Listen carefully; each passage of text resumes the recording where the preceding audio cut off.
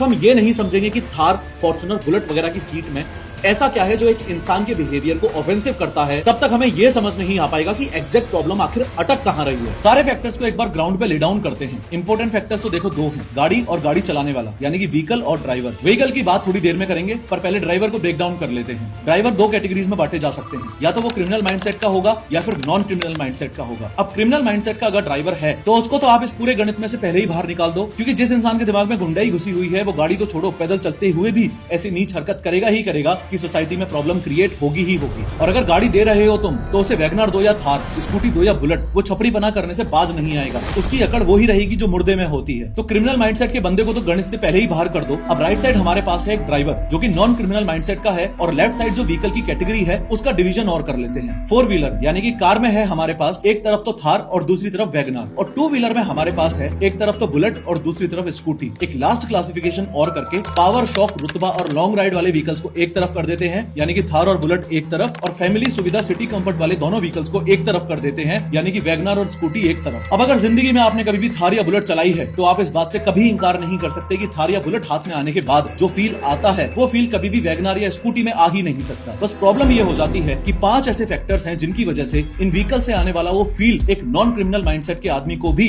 कभी कभी criminal mindset वाले आदमी में कन्वर्ट कर देता है। सबसे पहला फैक्टर है द सिंहासन इफेक्ट। अब इसे आप गॉड कॉम्प्लेक्स भी बोल सकते हो, पर मेनली यहाँ पे बात हाइट साइकोलॉजी की हो रही है।